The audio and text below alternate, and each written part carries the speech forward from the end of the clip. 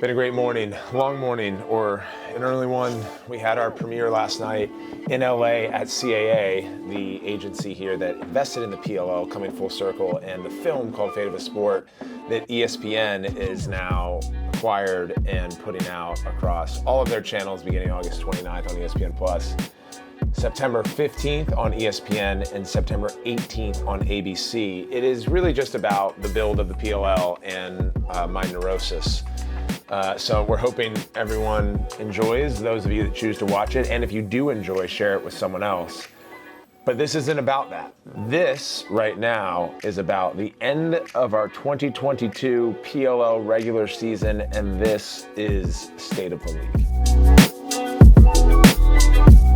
All right, we're gonna start this thing talking about our business model, which is tour-based, as you know, going all the way back to 2019 when we launched. And this time, we felt really excited about going to 4 new markets of our 10 regular season game weekends. We started out in Charlotte, North Carolina, then went to Fairfield, Connecticut, indoors. In Dallas, Texas, indoors. In Seattle, Washington. Well, to be fair, it was Frisco and Tacoma, but we cover the region, we cover the map, and that's part of the excitement of the tour-based model is we take the best lacrosse in the world to fans all over the country without being confined to home cities. And we could talk about the future of the PLL, but right now we're celebrating its kind of global awareness, given that if you're a fan of a team, of a player, you can just choose that and not feel like, hey, I live in New York and this team's in LA.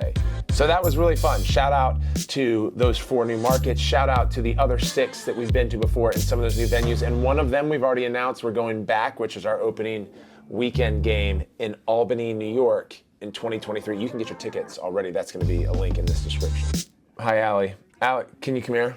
I've got to introduce you guys to Allie. Come on over here. Are you guys filming something? We're filming something. So Allie Fowler is one of the great workers here at the PLL, and she started here as an intern. I found the PLL by fate, kind of. I followed the league since 2019. I didn't really play lacrosse because I grew up on the West Coast. Women's game wasn't big. And I was so enamored by how you guys built it. Applied to be an intern in 2020 before COVID hit.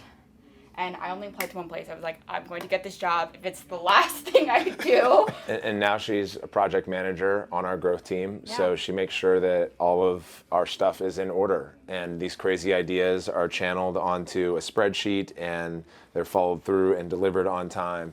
And Allie's been crushing it. So I just saw her walk by. I was like, we've got to meet Allie. Apply to work at the PLL. There you It's go. a great spot. It's like having a hobby that pays really well. So as you can tell, we're in the middle of the workday, so there's echoing and calls going on all over the place. That's the background noise, people just eating work product. Let's talk about the on-field play. It's been an incredible season. As a lacrosse player and enthusiast and traditionalist and maybe modernist to the way that the game has evolved, especially at the PLL, I can tell you with full confidence that I've never seen this level of play. And people I'm talking to around the country that I'm either phoning or texting or emailing, they're like, dude, what I'm seeing on ESPN every weekend is nuts. And let's start with the number 1 team, the Whipsnakes. Like, year over year, Jim Stagnita, credit to him and his teams, and Michael Earhart, Rambo, Zed, like the core group that they've been able to maintain is teetering on dynasty. They're having another great season. They're winning like it's contagious in the locker room. And the rest is kind of jumbled up and competing for the number 2, 3, and 4 spot. This year we introduced our championship series, which is super exciting. That 6's version tournament is going to be in February of 2023. That championship series is going to be exciting to watch in the future. Also, what we got heading into the playoffs is another battle for that last position. As we've designed this league, 8 teams, top 7 get in, 3 rounds of playoffs. Playoffs are super rich and important. It's a version of survival, right? That's what makes sports so exciting in the playoffs. It's 1 team goes home, 1 team advances, and only 1 team survives at the end of the day.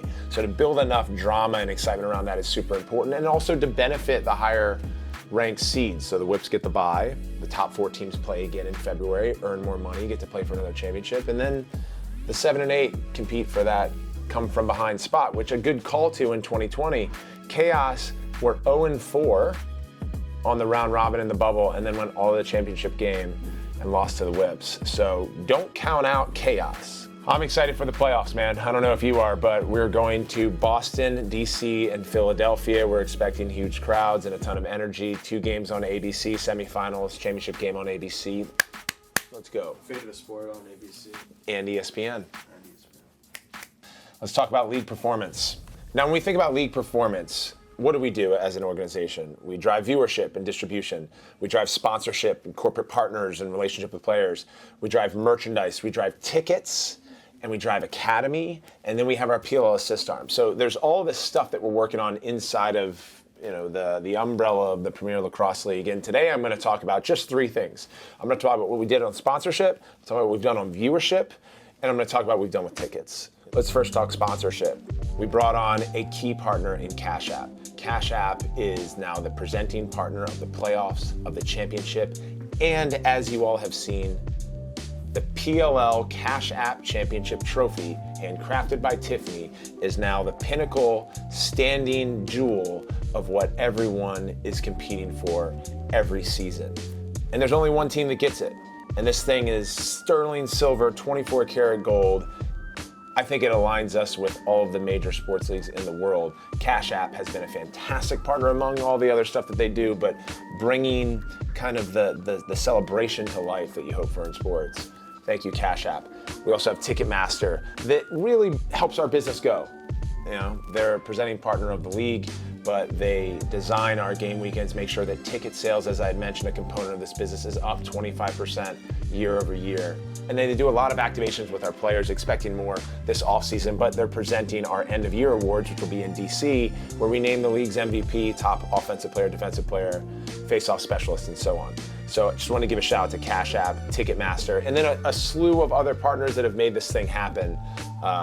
Thank you. So I jumped from corporate partners to tickets. Let's meet in between with viewership. Our first year with ESPN was a huge success, and we're thrilled to be in partnership with them on Fate of a Sport, but also what we've been able to do across cable and ESPN, ESPN2 from a viewership standpoint. What we did on broadcasts in ABC earlier this year, which set the all-time outdoor professional lacrosse rating. And then what we're going to do continued in the next 3 years on ESPN+. And upcoming, we have 2 games left on ABC. I'm encouraging all of you to tune in and share it with your friends. Lacrosse should be at a place where we want it to be. And if we have the power to get it there by just tuning in and watching the best players in the world in an amazing competitive game, let's do it. So block off your calendars. Semifinals in DC, championship on September 18th in Philadelphia. Now, our ratings, they're up over 50% year over year on cable. It's a huge number. I don't think you're getting there very often.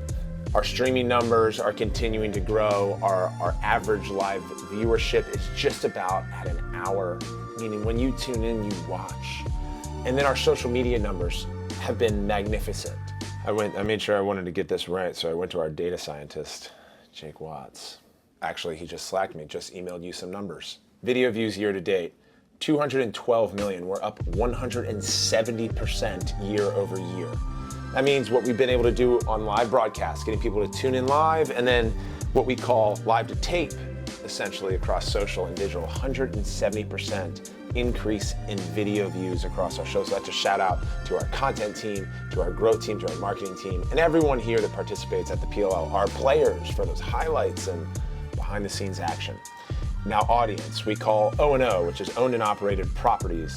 We have 2.7 million followers across the board. That is up 21% year over year. 2.1 million followers.